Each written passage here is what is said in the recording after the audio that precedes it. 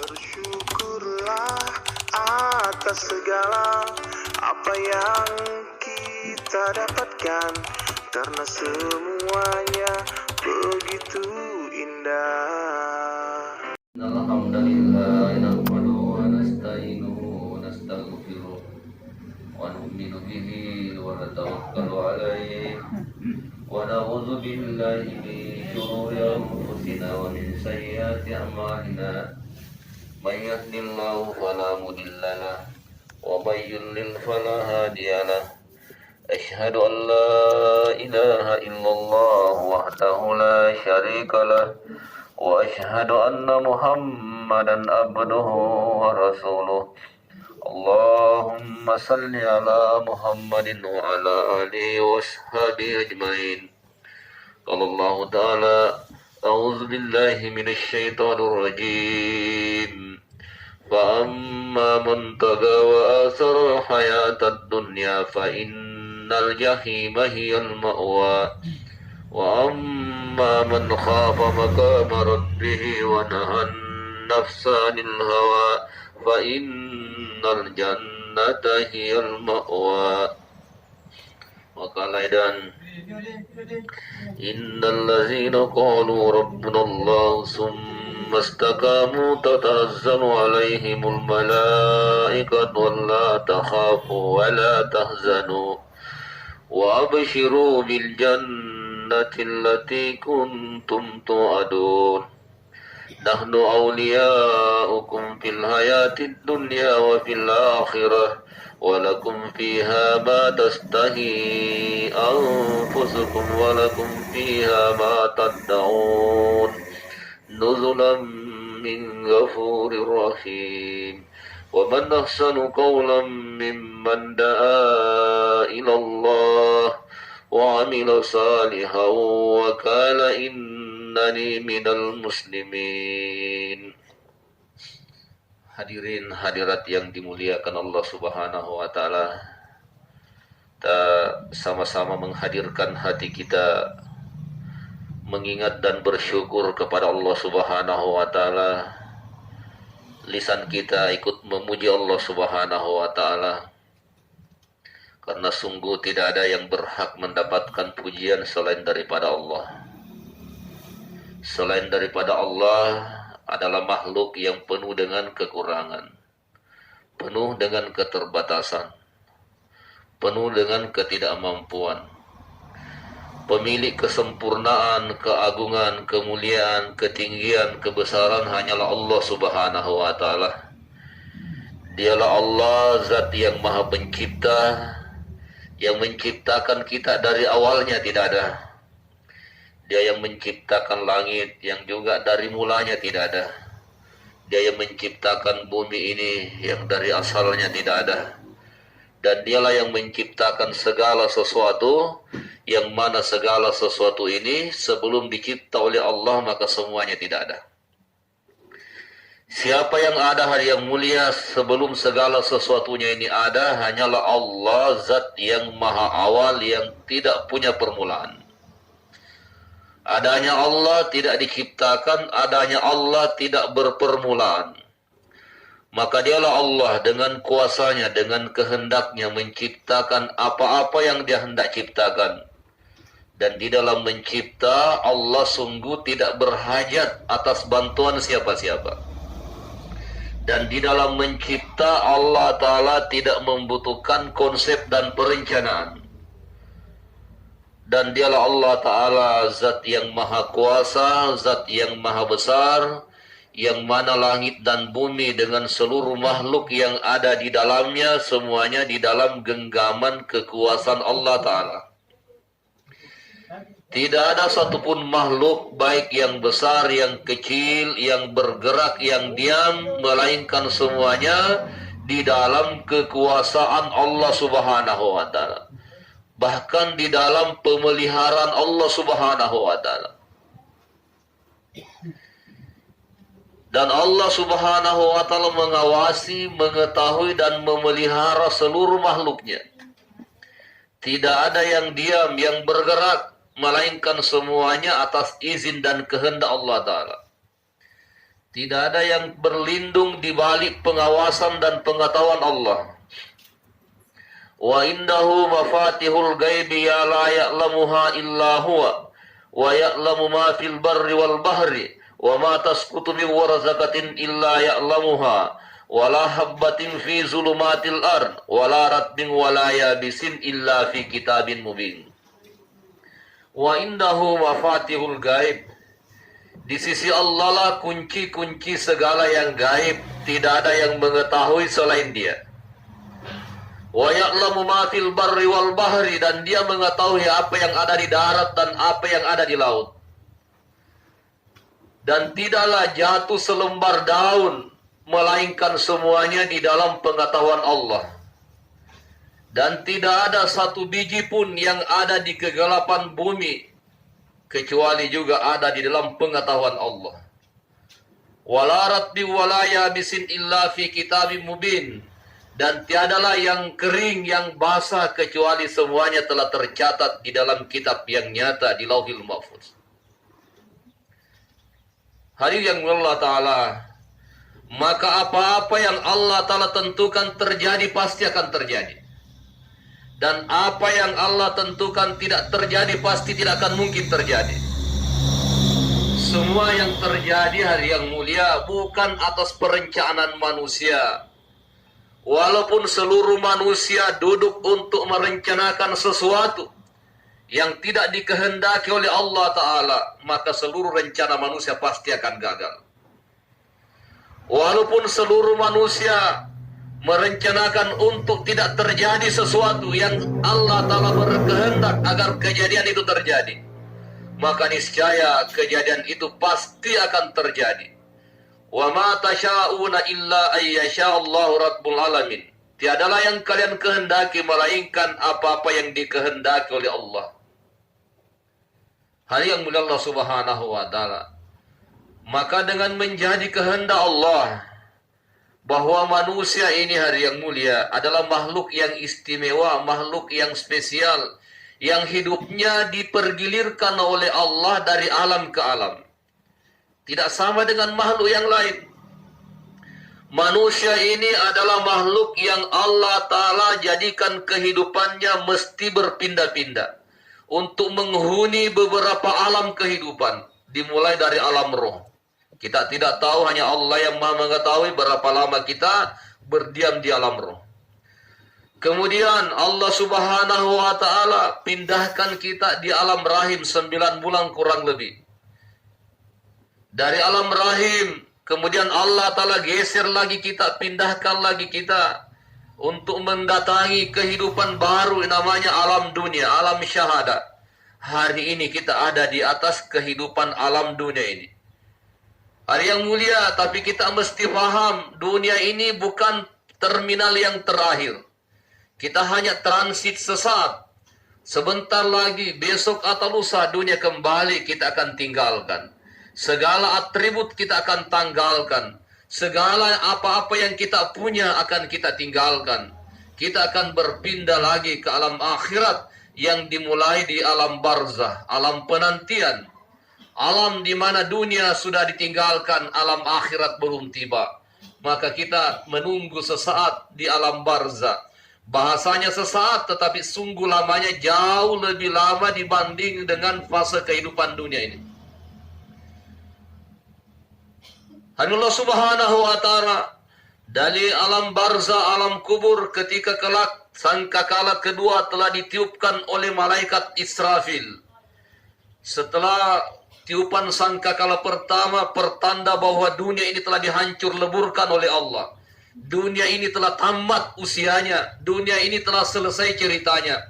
40.000 tahun menunggu, kemudian ditiuplah sangkakala kedua. Maka setiap ahli kubur dibangunkan kembali untuk diberangkatkan menuju kehidupan yang baru. Dari alam barzah yang mulia, setiap kita akan dikumpulkan lagi dalam fase, dalam tahapan kehidupan di yaumil mahsyar. 50.000 tahun kita akan berdiri dengan penuh ketakutan, penuh ketegangan, penuh was-was di hadapan Allah Subhanahu wa Ta'ala. 50.000 tahun. Kemudian kita akan dibawa di yaumil hisab. mizan. Kemudian selanjutnya kita akan dihantar untuk melewati titian sirat dengan perjalanan 1500 tahun. Perjalanan di atas titian sirat hari yang mulia inilah penentuan terakhir. Yang sukses akan melintas di atas titian sirat dan dia akan tiba di surganya Allah Subhanahu wa taala. Dan yang celaka, yang malang, yang binasa, dia akan terjerembab jatuh dari titian sirat dan dibawanya sudah siap menunggu neraka yang dalamnya 70 tahun batu dibuang belum sampai ke dasar neraka. Dan kata Nabi, ada masa neraka ini akan penuh sesak dengan manusia yang mulia. Kedalaman neraka yang 70 tahun, suatu masa akan penuh sesak dengan manusia yang ingkar, yang membangkang, yang menyombongkan dirinya di hadapan Allah Subhanahu wa taala ketika kehidupannya di atas dunia. Sebaliknya yang mulia, demikian juga dengan surga yang jarak antara daun pintunya perjalanan puluhan ribu tahun, juga suatu masa akan penuh sesak dengan manusia. Hari yang mulia Allah Ta'ala, dari manusia pertama sampai manusia terakhir akan menentukan alamatnya, tempat tinggalnya, tempat kediamannya di antara dua pilihan, surga atau neraka. Maka hari yang mulia, setelah seluruh manusia kemudian habis terbagi menjadi dua golongan, golongan ahlul jannah dengan golongan ahlul nar, fariqum fil jannah wa fariqum fis sair, separuh manusia akan masuk dalam surga, separuhnya lagi akan menempati nerakanya Allah Subhanahu wa taala. Maka barulah kisah perjalanan manusia, kisah perjalanan kita telah selesai. Hari Allah Subhanahu wa taala, masa itu pasti akan tiba, karena inilah kehendak daripada Allah, zat yang maha kuasa, zat yang maha mengatur, zat yang maha berkehendak. Tidak ada pilihan buat kita yang mulia untuk menolak skenario ini. Maka Allah Subhanahu wa taala, maka Allah Ta'ala telah mewanti-wanti kita, mengingatkan kita, berpesan kepada kita melalui kitabnya, melalui utusan-utusannya para nabi dan rasul untuk berhati-hati, untuk bersungguh-sungguh mempersiapkan diri sebelum masa itu datang hari yang mulia. Di dunia inilah tempatnya Allah Ta'ala meminta kesungguhan kita, meminta mujahadah kita, meminta keseriusan kita, bagaimana menatap kehidupan akhirat dengan penuh kesungguhan. Kayak Allah Subhanahu wa taala, karena di dunia ini hari yang mulia Allah Ta'ala letakkan godaan-godaan di dalam diri manusia yang berpotensi, berpeluang mengalihkan perhatiannya untuk tidak bersungguh-sungguh menatap kehidupan akhirat. Maka Allah Ta'ala ingatkan, فَأَمَّا مَنْ تَغَى وَآثَرَ الْحَيَاةَ الدُّنْيَا فَإِنَّ الْجَحِيمَ هِيَ الْمَأْوَى. Adapun manusia, mereka yang melampaui batas, hatinya senantiasa condong kepada kesenangan dunia, maka tempat kembalinya mereka adalah neraka. Makanya Allah Subhanahu wa taala, dunia ini Allah Ta'ala hiasi dengan berbagai macam fasilitas kesenangan. Tapi fasilitas-fasilitas kesenangan-kesenangan yang Allah letakkan di dunia ini adalah fasilitas kesenangan yang berpotensi untuk menipu manusia. Karena Allah Ta'ala memang ingatkan rahasianya di dunia. Dunia ini adalah tempat tipuan, dunia ini tempat sandiwara, dunia ini permainan dan senda gurau. Maka Allah Subhanahu wa taala, maka di balik ujian-ujian, di balik godaan-godaan, di balik rayuan-rayuan dunia inilah Allah Ta'ala letakkan mujahadah hati kita. Bagaimana hati kita tetap konsentrasi untuk menatap akhirat walaupun kanan dan kiri kita digoda oleh fasilitas suasana-suasana kehidupan dunia yang berpotensi melalaikan kita jauh daripada amal-amal agama. Maka Allah Subhanahu wa taala, maka orang-orang yang memalingkan hatinya daripada kesenangan dunia untuk lebih bersungguh-sungguh mempersiapkan akhiratnya, inilah yang Allah Ta'ala bakal janjikan kemenangan. Wa amma man khafa maqama rabbih wa nahan nafsa 'anil hawa fa innal jannata hiyal ma'wa. Adapun orang yang takut dengan kedudukan Rabbnya, takut dengan Tuhannya, kemudian dia menundukkan keinginannya, menaklukkan hawa nafsunya, maka mereka kelak akan dikembalikan ke dalam surga. Makanya Allah Subhanahu wa taala, maka Allah Subhanahu wa taala di dunia ini berikan kita pilihan-pilihan. Wa alhamaha fujuraha wa taqwaha. Allah Ta'ala berikan kita pilihan, mau memilih jalan takwa atau mau memilih jalan kelalaian, jalan kesesatan. Maka Allah Subhanahu wa taala, maka dengan kasih sayang Allah Ta'ala datangkan agama kepada kita. Di dalam agama inilah Allah Subhanahu wa taala letakkan jalan untuk menuju kemuliaan. Allah Ta'ala jadikan jalan untuk menuju kebahagiaan dan kesuksesan di dunia sementara dan kesuksesan abadi kelak nanti di akhirat yang selama-lamanya. Tidak ada tempat untuk menemukan kebahagiaan, tidak ada tempat untuk meraih kemuliaan, kesuksesan kecuali dengan agama. Hanya agama inilah yang akan mengangkat derajat manusia dari yang rendah, yang hina dina, menjadi derajat yang mulia di hadapan Allah Subhanahu wa taala. Hanya agama yang dipandang oleh Allah Subhanahu wa taala, bukan predikat-predikat yang melekat di dalam diri kita, bukan atribut-atribut yang melekat di badan kita yang mulia, tapi yang Allah tatap iman yang ada bersemayam di dalam hati-hati kita dan amal-amal agama yang kita praktikkan dalam kehidupan. Inilah yang Allah Subhanahu wa taala nilai ukuran derajat kemuliaan atau kehinaan kita. Maka Allah Subhanahu wa taala, Allah Ta'ala senantiasa ingatkan kita bagaimana bersungguh-sungguh.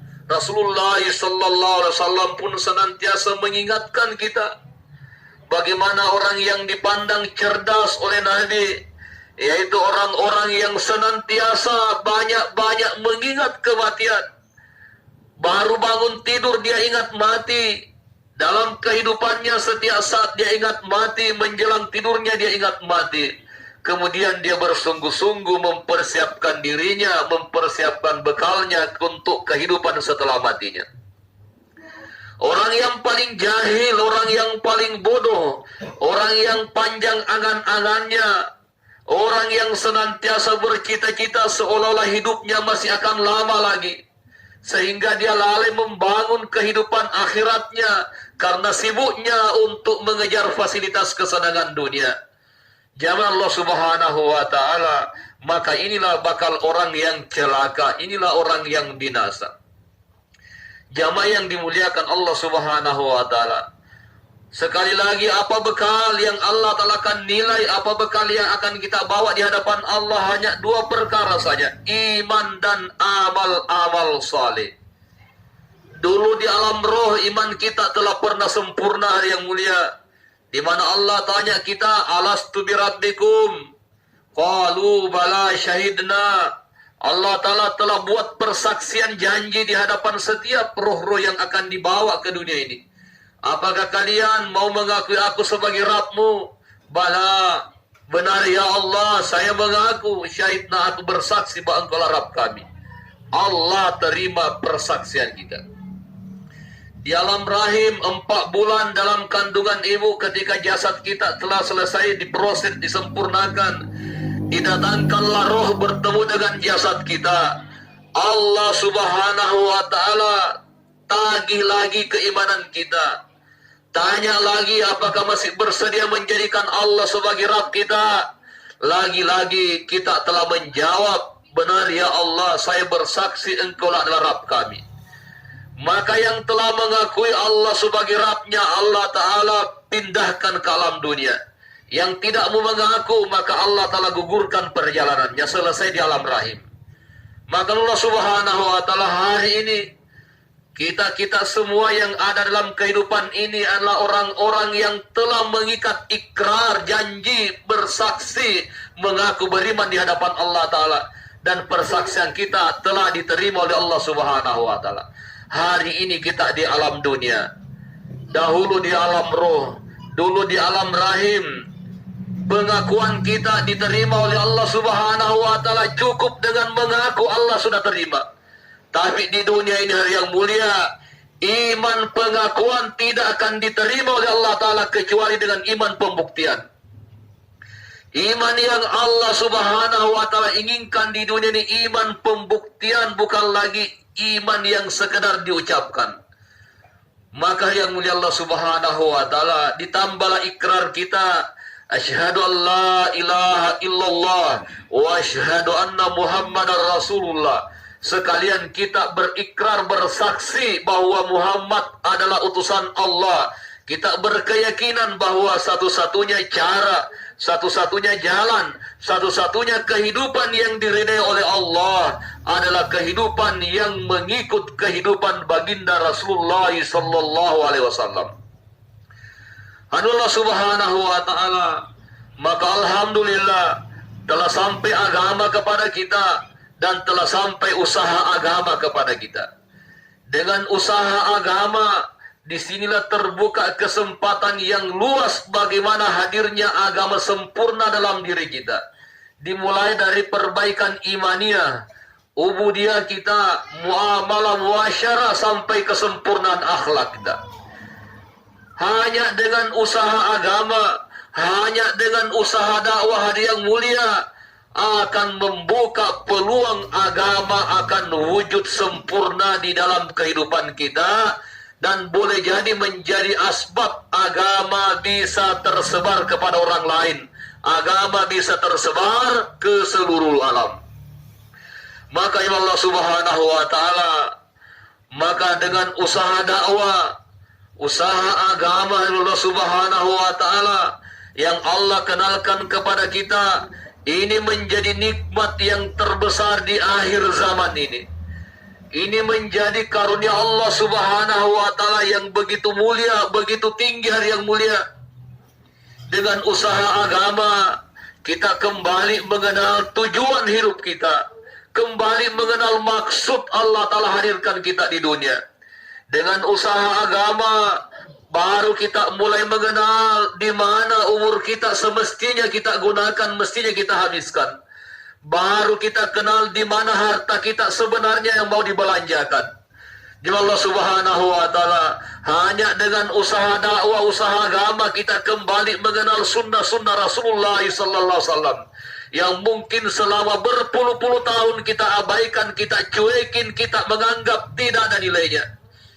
Maka Allah Subhanahu wa taala, usaha dakwah adalah karunia Allah Subhanahu wa taala diberikan kepada umat pilihan ini untuk menjadi tangga untuk meraih kemuliaan di hadapan Allah Subhanahu wa taala.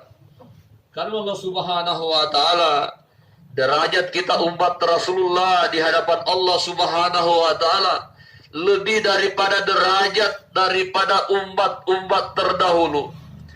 Kenapa Allah taala lebihkan dari Allah Subhanahu wa taala? Padahal sama-sama kita faham dalam sejarah bagaimana umat terdahulu diberikan izin untuk hidup di dunia sampai ratusan tahun, bahkan ada yang sampai 1000 tahun. Mereka dibebani oleh Allah Subhanahu wa taala ibadah yang begitu berat, dan ibadah mereka orang-orang saleh yang begitu khusyuk di hadapan Allah Subhanahu wa taala. Tapi kenapa Allah Subhanahu wa taala tidak menyebutkan mereka sebagai umat yang terbaik? Allah Subhanahu wa taala memilih kita sebagai umat yang terbaik, umat yang ibadahnya sedikit, bahkan ibadahnya lemah, umurnya pendek. Allah Subhanahu wa taala karena ada tanggung jawab besar yang Allah letakkan di pundak-pundak kita. Ada tanggung jawab perjuangan agama, ada tanggung jawab nasib umat ini ada di tangan-tangan kita ya Allah Subhanahu wa taala. Dengan asbab itulah Allah taala lebihkan kita, Allah taala muliakan kita. Jamaah yang dirahmati Allah Subhanahu wa taala,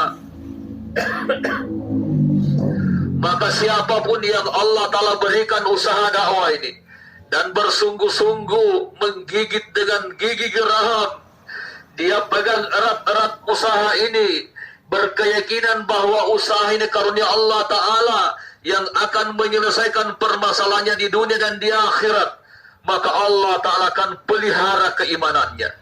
Allah Ta'ala akan pelihara agama dalam dirinya. Dan Allah Ta'ala akan jadikan dia menjadi asbab agama akan tersebar. Asbab hidayah akan tersebar.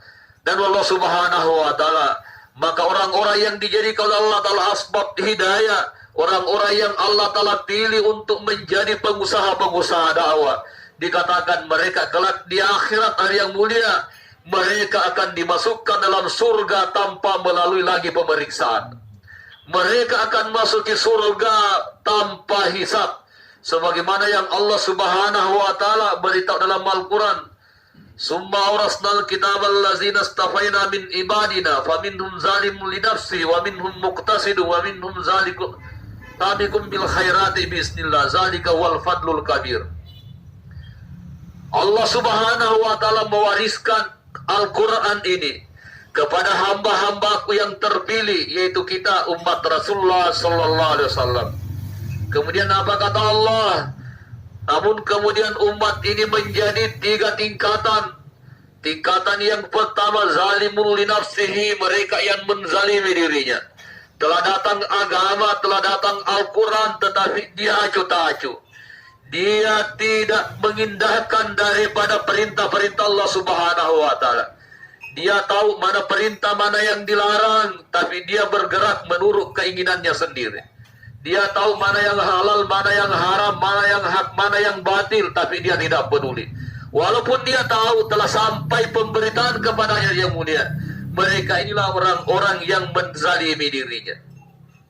Golongan yang kedua, muqtasidun, datang agama, datang petunjuk Al-Quran, dia pelajari, dia amalkan untuk dirinya.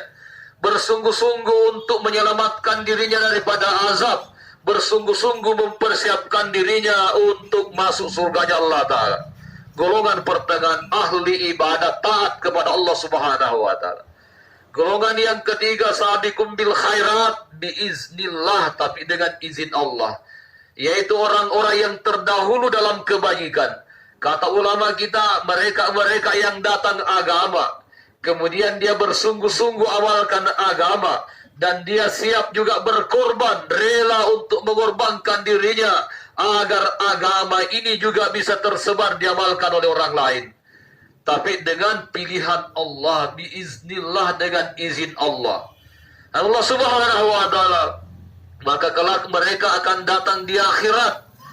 Semuanya umat Rasulullah, tapi yang menzalimi dirinya, datang perintah dia tidak taat, ada larangan dia tidak indahkan, mereka pun pada akhirnya akan masuk surga kata ulama kita, karena di dalam hatinya ada iman, tetapi telah melalui proses terlebih dahulu diazab dalam neraka seimbang dengan kezalimannya ketika hidup di atas dunia ini. Nanti setelah mendapatkan syafaat Rasulullah SAW, barulah mereka diangkat dari neraka, kemudian dicelupkan dalam sungai kehidupan, baru dimasukkan dalam surga. Kemudian golongan yang kedua, orang yang taat beribadah, tapi pikirnya hanya dirinya saja, tidak siap berkorban untuk umat hari yang mulia, maka mereka akan masuk dalam surganya Allah kata ulama kita. Itu pun bukan karena prestasi ibadahnya, semata-mata karena rahmat Allah, tetapi dia harus masuk surga melalui proses yang normal. Dia harus dihisab, dia pun harus ketakutan di yaumil mahsyar, dia harus mengalami ketegangan. Sampailah dengan rahmat Allah, karena kebajikannya lebih banyak dari keburukannya, pada akhirnya pun dia masuk surganya Allah Subhanahu wa Ta'ala. Adapun golongan yang ketiga, mereka yang dalam hidupnya tahu agama, dia amalkan agama, tapi dia rela bersusah-susah, sanggup menderita, sanggup mujahadah hidupnya, sanggup bermiskin-miskin, sanggup dicaci, dicela, demi tersebarnya agama, demi selamatnya ini umat yang mulia. Maka kata ulama kita, mereka kelak di akhirat akan dimasukkan dalam surga oleh Allah sebelum pintu pengadilan dibuka. Maka Allah Subhanahu wa Ta'ala lagi dan lagi bersyukurlah kita. Mungkin kita bukan siapa-siapa, mungkin kita tidak cukup pengetahuan agama, mungkin kelihatan secara zahir kita tidak punya potensi apa-apa, tapi Allah dengan kasih sayangnya telah titipkan agama kepada kita, memilih kita atas usaha dakwah Allah Subhanahu wa taala. Maka mari kita syukuri dengan meningkatkan pengorbanan Allah Subhanahu wa taala. Dan sesungguhnya pengorbanan ini juga bukan untuk Allah, pengorbanan ini juga untuk diri kita.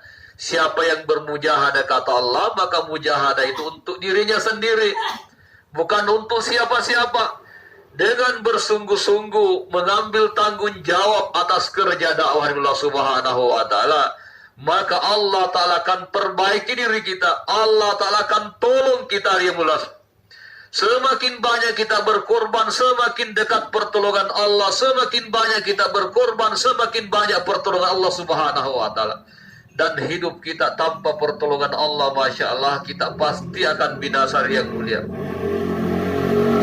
Kita ini makhluk yang lemah, penuh dengan kekurangan, keperluan daripada jasmani kita hari yang mulia saja sungguh sangat banyak. Kalau bukan karena pertolongan Allah, karunia Allah Subhanahu wa taala, maka kita akan mengalami banyak kesusahan demi kesusahan.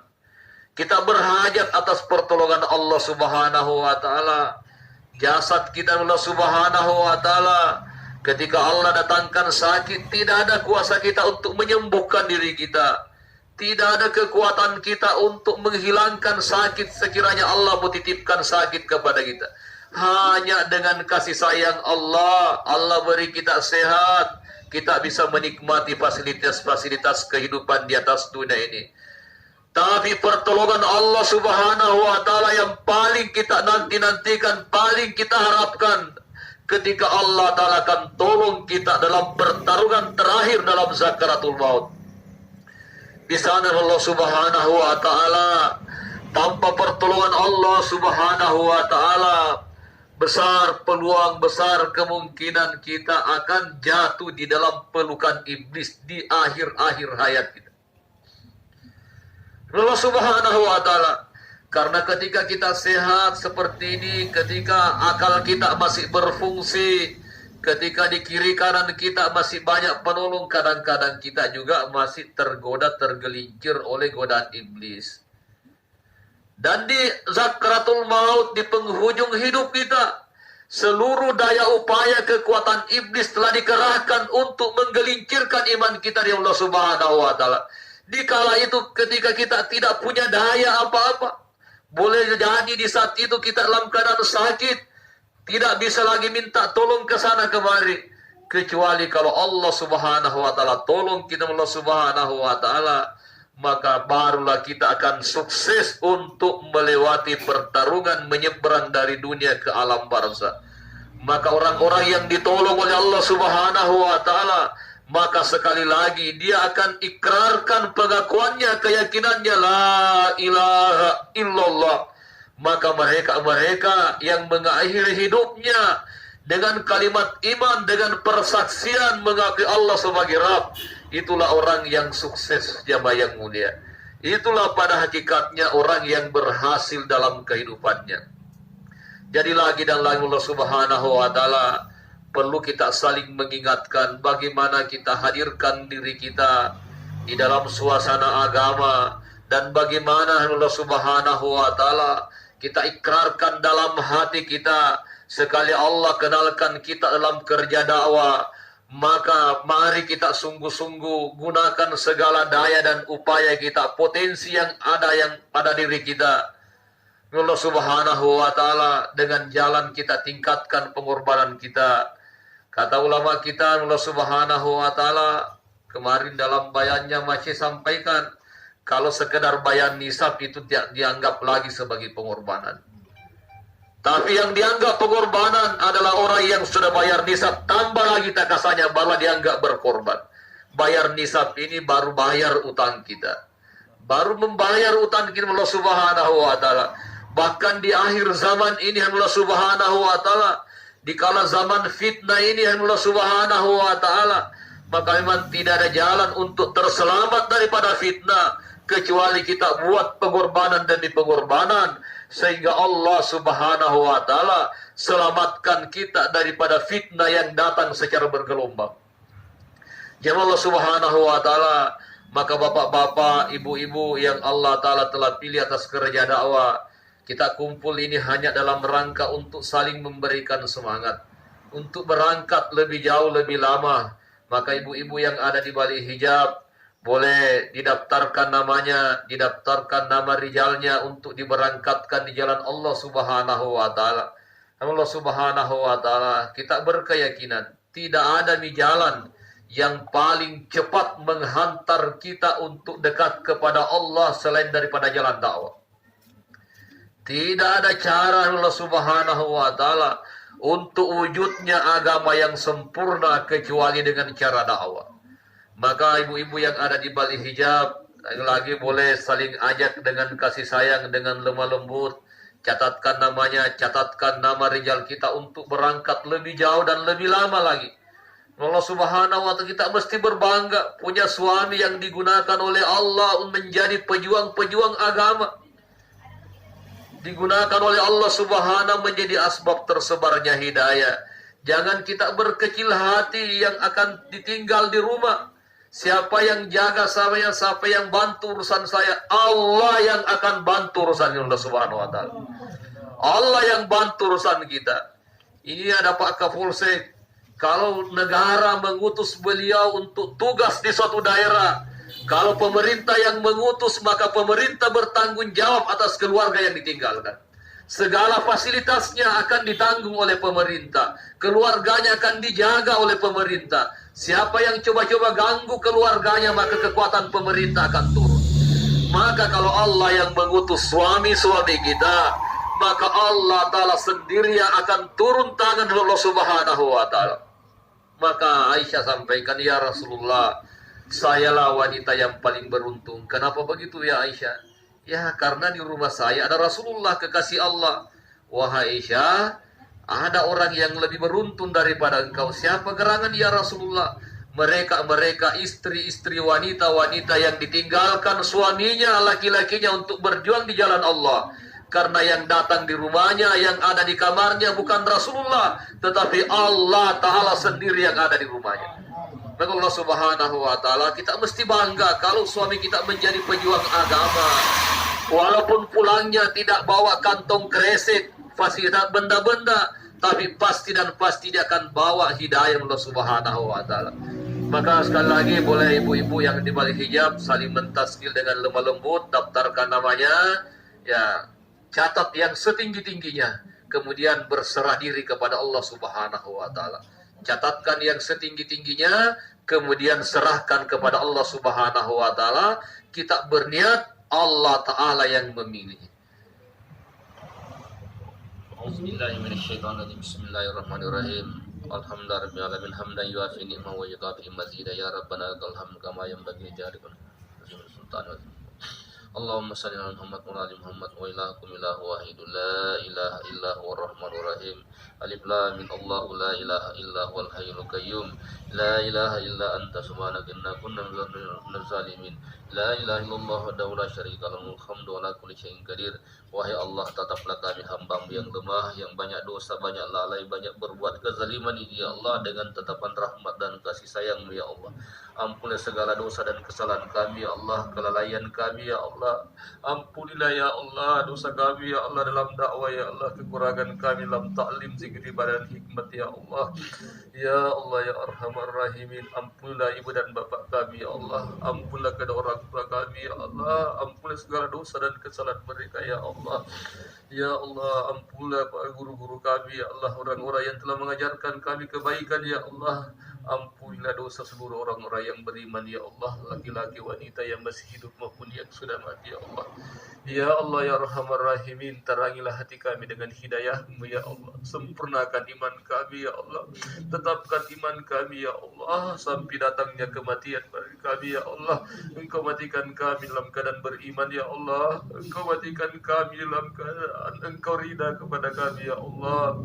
Ya Allah ya Arhamar Rahimin, Kau telah kenalkan kami dalam usaha dakwah ya Allah. Bila kami sampai akhir hayat kami ya Allah, yang Kau campakkan kami dalam kerja dakwah ini ya Allah. Setelah Kau bagi diri kami ya Allah.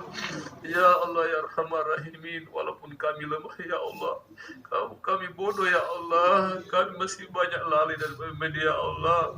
Ya Allah, kami berharap atas kasih sayang-Mu ya Allah. Terimalah dakwah kami ya Allah. Terima kami dalam usaha dakwah ya Allah. Kekalkan kami dalam usaha dakwah ya Allah. Jadikanlah kami asbab hidayah ya Allah. Atas keluarga kami ya Allah, asbab hidayah bagi umat seluruh alam ya Allah. Ya Allah, tolonglah umat ini ya Allah. Beri hidayah umat ini ya Allah. Beri hidayah umat ini ya Allah. Ya Allah, jadikanlah jamaah-jamaah bergerak seluruh alam ya Allah. Jadikan asbab hidayah ya Allah. Kau turunkan hidayah segala umat ini ya Allah. Engkau satukan umat ini ya Allah. Engkau satukan para pekerja dakwah ya Allah. Beri hidayah ya Allah. Ya Allah ya Arhamar Rahimin, terima kami ya Allah. Terimalah pengorbanan kami ya Allah. La ilaha illa anta subhanaka inna kunna zalimin. Rabbana hab lana min azwajina wa dhurriyyatina qurrata a'yun waj'alna lil muttaqina imama. Rabbana la tuzigh qulubana ba'da idh hadaytana wa hab lana min ladunka innaka antal wahhab. Rabbana atina fid dunya hasanah wa fil akhirati hasanah wa qina adzabannar. Wa sallallahu alaihi Muhammadin wa ala alihi washabbihi ajmain. Subhana rabbika rabbil izzati amma yasifun wa salamun walhamdulillahi rabbil alamin.